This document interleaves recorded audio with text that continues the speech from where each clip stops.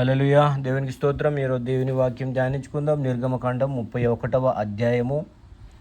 మరియు యెహోవా మోషేతో ఇట్లా నేను చూడుము, నేను యూదా గోత్రములో హూరు మనుమడును ఊరు కుమారుడైన బెసలేలు అను పేరుగల వానిని పిలిచి తిని, విచిత్రమైన పనులను కల్పించుటకు బంగారుతో వెండితో ఇత్తడితోనూ పని చేయుటకును పొదుగుటకై రత్నములను సానబెట్టుటకును కర్రను కోసి చెక్కుటకును సమస్త విధములైన పనులను చేయుటకును జ్ఞాన విద్య వివేకములను సమస్తమైన పనుల నేర్పును వానికి కలుగునట్లు వానిని దేవుని ఆత్మపూర్ణిగా చేసి ఉన్నాను. దేవుడే సమస్తము అయి అన్నాడని దీని యొక్క భావం. దేవుడే మనకు జ్ఞానమును, వివేకమును, ఆరోగ్యమును, సమస్తమును ఇచ్చివాడై ఉన్నాడని దేవుడు స్పష్టంగా చెప్పడం జరుగుతుంది. హల్లెలూయా. మరియు నేను దాను గోత్రములోని అహీసామాకు కుమారుడైన అహోలియాబును అతనికి తోడు చేసి తిని, నేను నీకు ఆజ్ఞాపించినవన్నీ చేయునట్లు జ్ఞాన హృదయులందరి హృదయములలో జ్ఞానమును ఉంచి ఉన్నాను.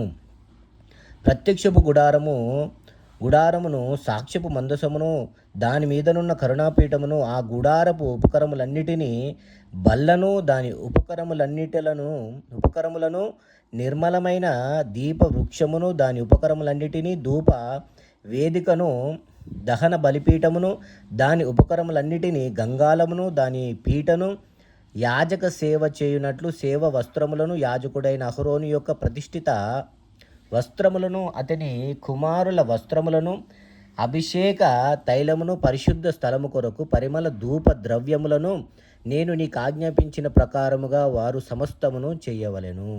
హల్లెలూయా. మరియు యెహోవా మోషేతో ఇట్లా అంటుండు, నీవు ఇశ్రాయేలుతో అను, నిజముగా మీరు నేను నియమించిన విశ్రాంతి దినమును ఆచరింపవలెను. మిమ్మును పరిశుద్ధపరచు యెహోవాను నేనే అని తెలుసుకున్నట్లు అది మీ తరతరములకు నాకును మీకును గురుతగును. కావున మీరు విశ్రాంతి దినము ఆచరింపాలే. నిశ్చయముగా అది మీకు పరిశుద్ధము. దానిని అపవిత్రపరచువాడు తన ప్రజలలో నుండి కొట్టివేయబడును. 6 దినములు పని చేయవచ్చును. హల్లెలూయా.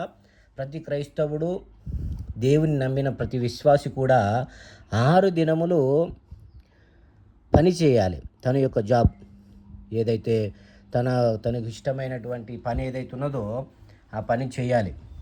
హల్లెలూయా. 7వ దినమున యెహోవా ప్రతిష్టమైన విశ్రాంతి దినమును, ఆ విశ్రాంతి దినమున పని చేయు ప్రతి వాడును తప్పక మరణశిక్ష నొందును. కానీ దీనికి సాదృశ్యంగా యేసయ్య ఇది మన శిక్షా విధిని తొలగించిండు. హల్లెలూయా.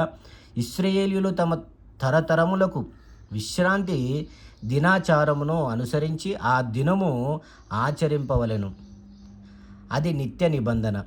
నాకును ఇశ్రాయేలుకును అది ఎల్లప్పుడూ గురుతై యుండును.